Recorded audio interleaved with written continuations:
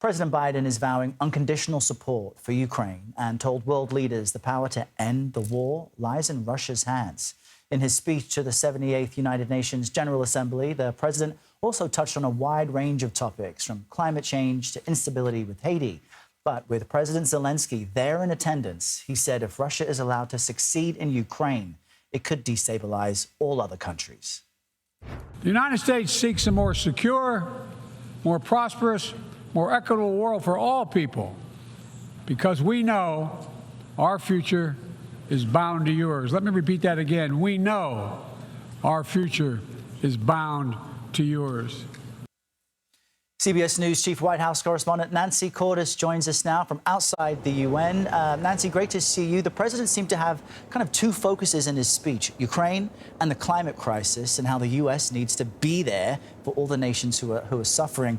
How did he convince those in attendance to really take up the cause?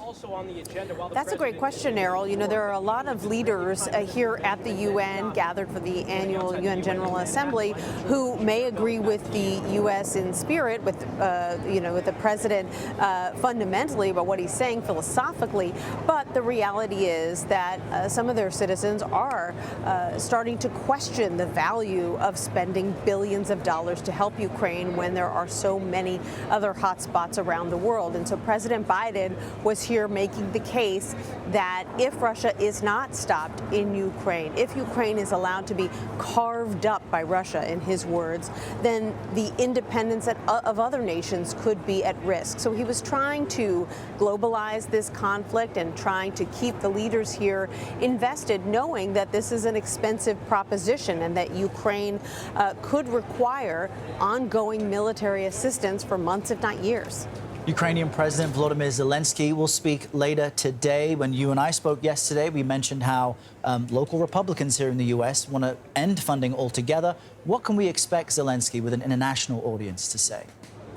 I think he'll make the case standing here at the UN instead of appearing remotely that Ukraine is making progress, that it is now on the front foot compared to where it was last year, and that if the various gathered world leaders only give Ukraine more time and more support, that he can continue to make advances.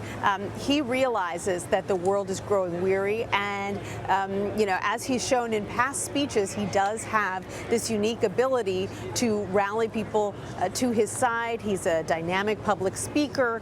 He will argue that democracy is at stake in Ukraine. And as he put it on 60 Minutes just this weekend, Errol, if Russia is allowed to invade Ukraine, he argued, how can anyone guarantee that Poland won't be next, or some other European country that could lead to a third world war? So he too will try to make the stakes here bigger than just Ukraine, in hopes that it will keep the world community on his side for the long term.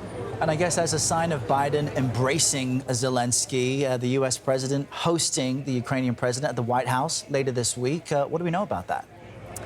Well, Volodymyr Zelensky doesn't get out of Ukraine very often, let alone here to the United States. So no question that since he's here in New York, he will definitely travel down to Washington, D.C. as well. A show of strength, standing there side by side with President Biden in the White House, but also critically going down to Capitol Hill to meet with congressional leaders. As you pointed out, Errol, there is some discussion within the Republican Party right now about whether it makes sense to continue funding the Ukrainian effort. The White House has been asking for another $24 billion, and that's a bit up in the air right now. There are some Republican leaders who feel very strongly that the aid should continue.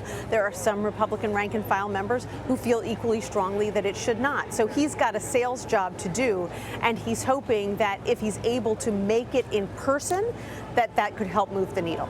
All right, and we'll be sure to watch Zelensky's speech here live. Nancy Cordes, thank you very much.